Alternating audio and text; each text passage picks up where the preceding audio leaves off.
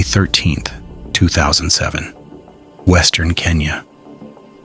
Inside a small church at the edge of town, Pastor Samuel Kimutai stood before his congregation with matches in his pocket and certainty in his eyes.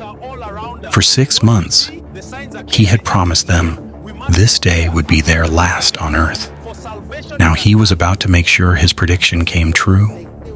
It had started 6 months earlier. Pastor Kimutai, a charismatic preacher in his 40s, claimed God had given him a divine revelation. The world would end on May 13th, 2007.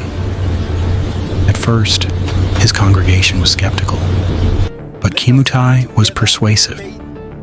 He spoke with the fervor of Old Testament prophets, citing obscure biblical passages and pointing to signs everywhere: droughts, political unrest, moral decay, all of it leading to May 13th.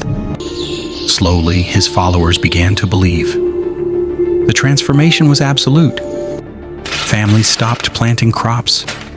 Some sold everything and gave the money to the church. Children were pulled from school, jobs abandoned.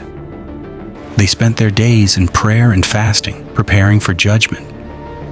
As May 13th approached, Kimutai instructed them to confess every sin, to purify themselves completely. They held all-night vigils. Some gave away their last possessions.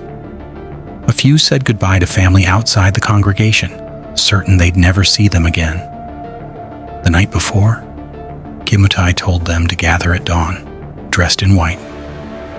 They would await their deliverance together. But that night, something shifted in Kimutai's mind. Perhaps the weight of his lie was crushing him. Perhaps he realized dawn would expose him as a false prophet. Whatever the reason, he made a decision. If the world wouldn't end as promised, he would end their world himself. Dawn came. 80 souls filled the church in white clothing. They sang hymns, they prayed, they waited. Kimutai paced at the front, his sermon growing frantic. He spoke of Abraham's sacrifice of the 3 Hebrews in the fiery furnace. His congregation trusted him completely. Then quietly he walked to the doors and locked them.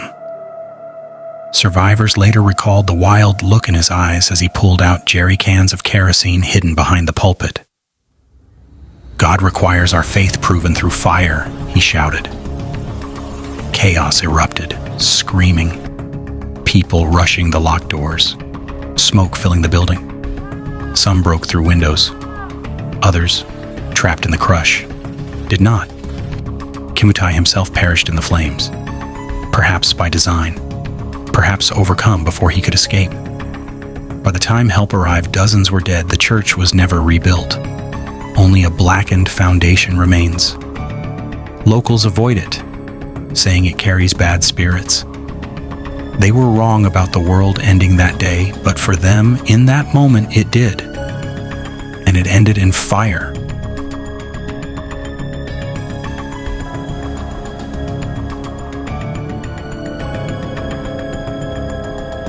I experienced death on May 13th, 2007. I lost my husband and 3 children on that day. 60 recorded dead and 20 injured significantly. I hope we recover from this and move forward as a village.